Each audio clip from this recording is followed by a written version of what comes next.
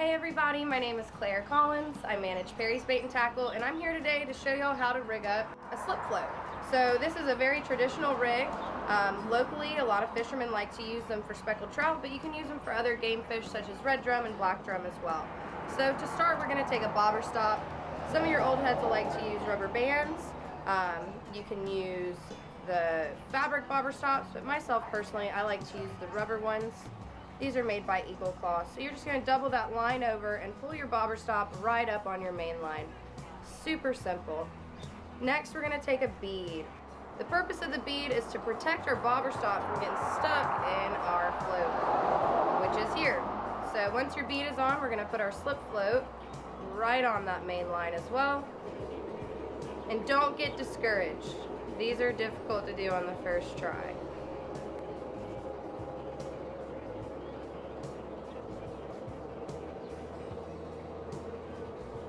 All right. Next, we're going to take another bead, go right on there. And the purpose of this bead is to keep our float from getting stuck on our swivel, which is our next step.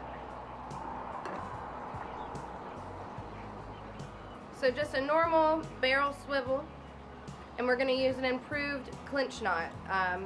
This is the first knot that Jessica taught me how to tie, who I owe a huge thank you for teaching me how to tie just about all the rigs I know how to tie, to be honest.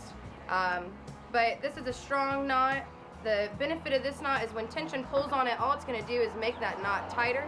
So we're going to twist that tag line around our main line 5 to 6 times. We're going to go through that little hole and then back around through the loop that going through that first loop made. Okay? I'm going to cinch it down nice and tight. And then we're going to cut our tag line.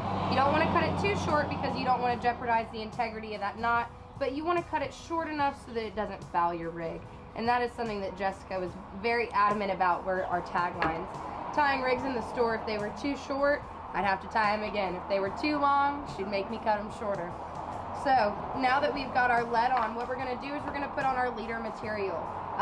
For a lot of rigs you can use monofilament, but for trout fishing we're going to use fluoro for a couple of reasons. A, trout have very sharp eyesight, and secondly, fishing in Murrells Inlet during this time of year when the trout are running, the water clarity is so clear, and we just don't want to deter any chance of landing a good fish. So we're going to use fluoro because it disappears when it hits the water, and it's also nice and strong.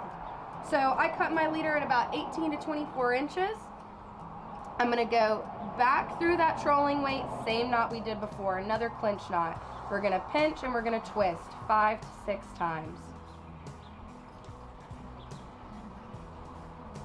And go through the loop.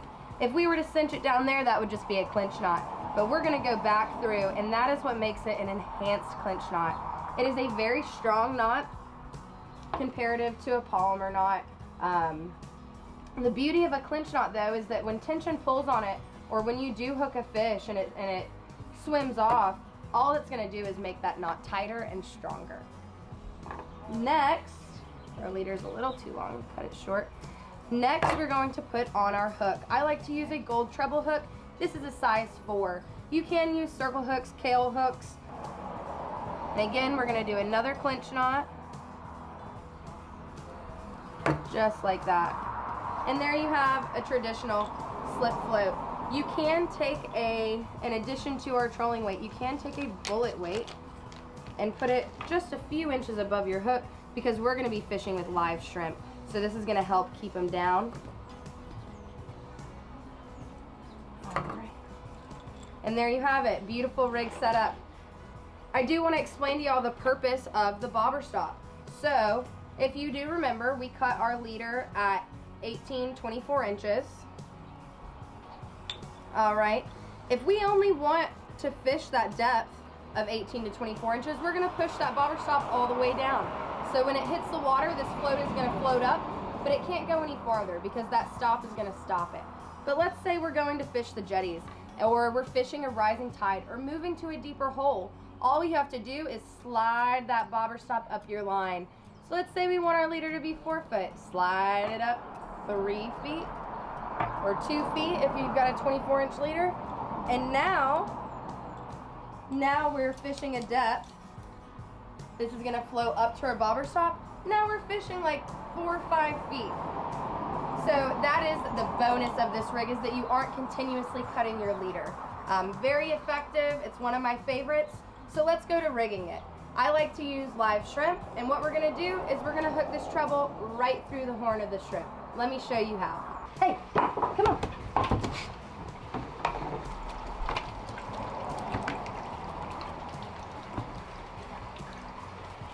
All right, y'all, so we've got our rig put together. We've got our slip float rigged up nicely. The next step is to bait it. So I like to use live shrimp. It's a local favorite, trout's favorite food. So we're gonna take a shrimp, and we are going to hook that shrimp through the horn. This is the hardest and toughest part of the shrimp's body. If you go through where the water is pumping in their head, they will die instantly. So we're gonna take one of the barbs of our treble, and we're just gonna go right through the horn where it meets the head. And there you have it, a hooked live shrimp. And now we're ready to go fishing.